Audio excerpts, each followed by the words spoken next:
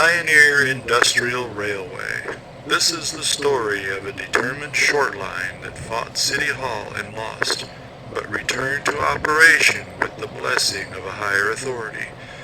Most of the track on which it first operated 20 years ago is gone, but the carrier still exists, ready and willing to provide service to its namesake industrial park on Peoria, Illinois' northwest side.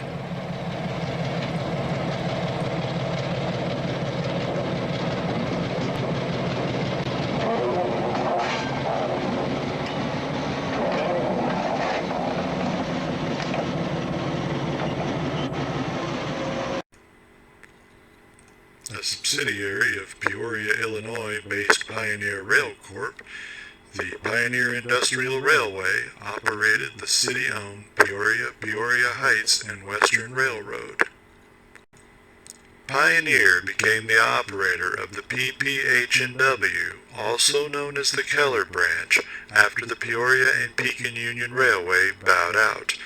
P&PU had been operator since the city acquired the line from the bankrupt Rock Island Railroad in 1984. But business failed to develop as hoped, and the carrier wanted out. A clause in its contract with the city allowed P&PU to discontinue service in 1997. Two Pioneer Park customers desired continued rail service, so P&PU remained as operator until alternative service could be arranged. Then in late afternoon, February 3, 1998, P&PU 702 derailed as it was pushing two cars through a switch en route to Carver Lumber in Pioneer Park. I photographed the train shortly before the accident. It should be noted that a second locomotive was called to fetch the derailed 702.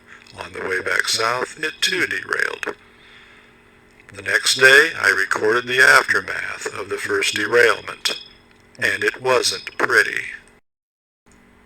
With the double derailment in a single night, the Peoria and Pekin Union Railway had had enough of the Keller Branch. After the switch was repaired, the two cars delivered, emptied and pulled by the end of the week. P&PU embargoed service along most of the branch, leaving two Pioneer Park customers, Gateway Milling and Carver Lumber, without rail service. P&PU continued to serve O'Brien Steel, which was located at the line's south end.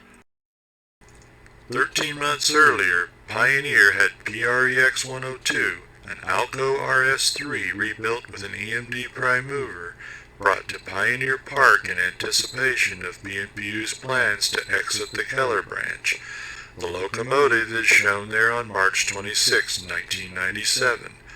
When it became clear that P&PU wasn't quite ready to end service, PREX 102 returned to the Decatur Junction Railway.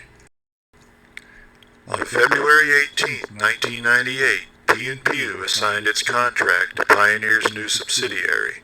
PREX 102 and 7 cars were delivered to the junction switch the next evening. On Friday, February 20th, I caught the inaugural run. There were 2 loads for O'Brien Steel and 5 for Carver Lumber. The former and 2 of the latter were left at Peoria Heights. PREX 102 arrived Pioneer Park and ran around its 3 cars so it could shove them up the line and deliver to Carver Lumber.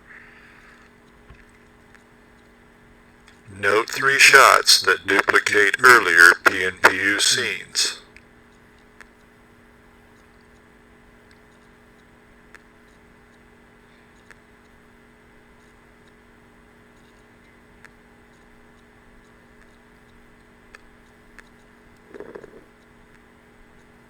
Here they are delivering to Carver Lumber.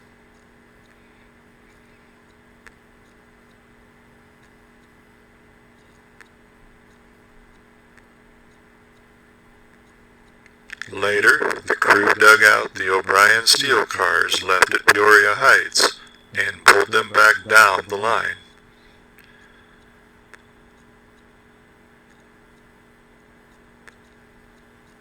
Here they are, tying up for the day. Track improvements and efforts to increase business began immediately. The largest customer at Pioneer Park, Gateway Milling Company, diverted water softener salt shipments to Federal Warehouse in East Peoria until shortly after Pioneer began operations. On March 16, 1998, PREX 102 switches salt cars for Gateway. O'Brien Steel's south-facing spur switch required Pioneer crews to haul heavy steel loads uphill to Peoria Heights, run around them, then pull back down the hill so they could be delivered. Pioneer eliminated this inefficient operation in April when it built a short siding next to O'Brien Steel's Northeast Adams Street facility.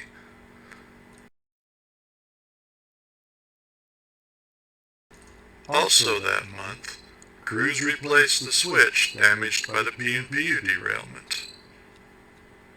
North of there, they cleared years of tree growth to reach Peoria Plastic Company. The first carload of plastic pellets in more than 16 years is shown on August 28, 1998. By late 1999, Pioneer had restored the Peoria Plastics Warehouse, Lynch Aluminum, and Peoria Journal Star Tracks, providing space for revenue railcar storage such as these plastics cars on the Peoria Journal Star Track, and space for Pioneer-owned rolling stock such as these 60-foot double-door boxcars, as well as new business. This boxcar was spotted at Peoria Plastic Company's dock for baled waste paper loading.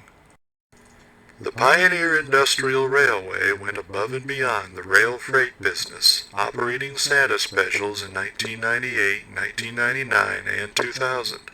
All scenes shown here were shot at Peoria Heights, which attracted the most children. Unfortunately, engine trouble marred the last year, which forced the cancellation of the first stop at Abington Street.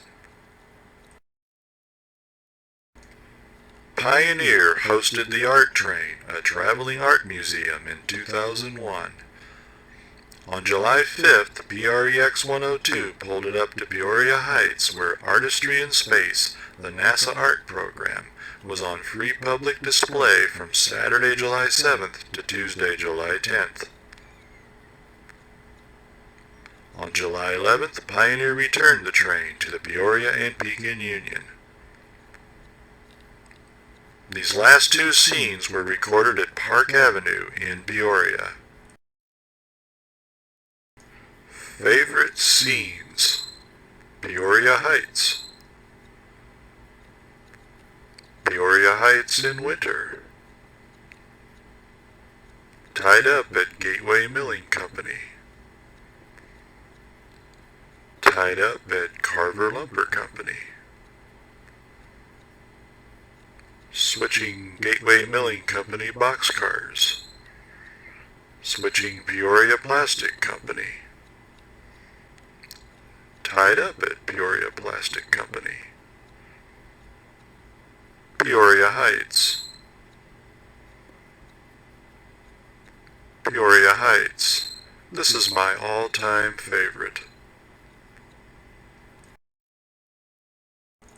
Unfortunately, all good things must end. The spring-summer 2000 issue of Pioneer News sums it up nicely. Quote, "The Peoria Park District and trail advocates want to replace rail service on the PRY with a bike trail. The Peoria City Council is considering options in making the bike trail a reality, in spite the fact that Pioneer has a lease on the line until 2004, and there are active shippers on the line." Unquote. The Peoria Park District, members of the Peoria City Council, and trail advocates pushed a plan to maintain rail service at Pioneer Industrial Park by connecting an unused Union Pacific industrial lead with the Keller branch. This was rejected by Pioneer because it would eliminate competitive pricing that was available through the Peoria and Pekin Union connection and increase transit times for its customers' freight.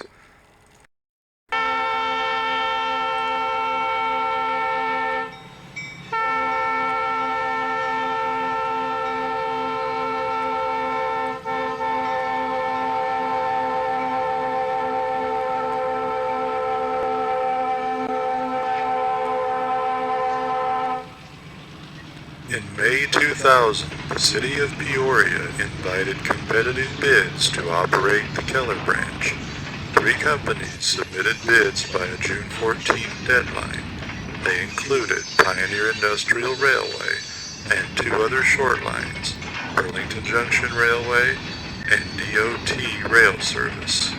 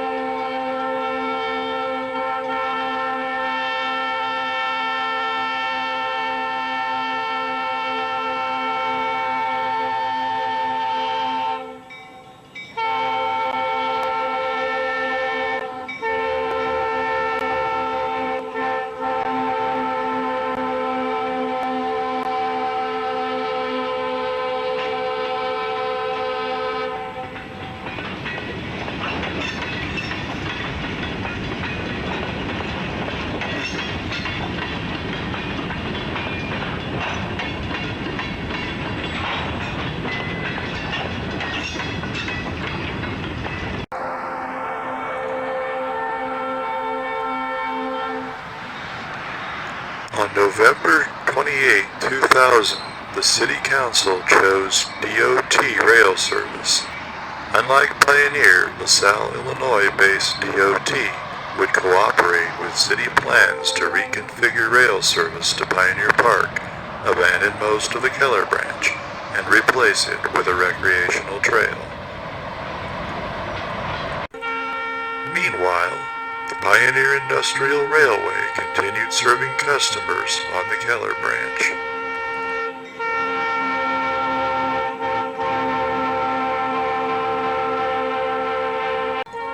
Unfortunately, business began dropping off.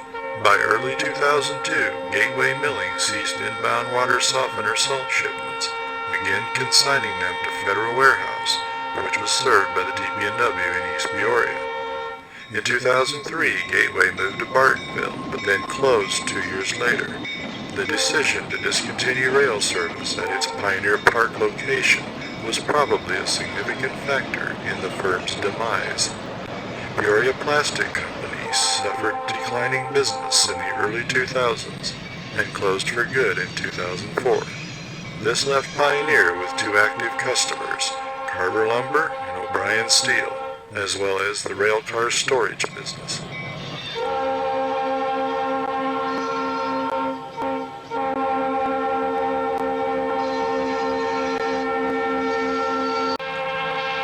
Less business did not make the Pioneer Industrial Railway less interesting. On August 8, 2003, PREX 102 hauled up to Pioneer Park the 2 ex-Algoma Central Railway FP9s 1750 and 1752, both of which are now in regular freight service on sister Keokuk Junction Railway.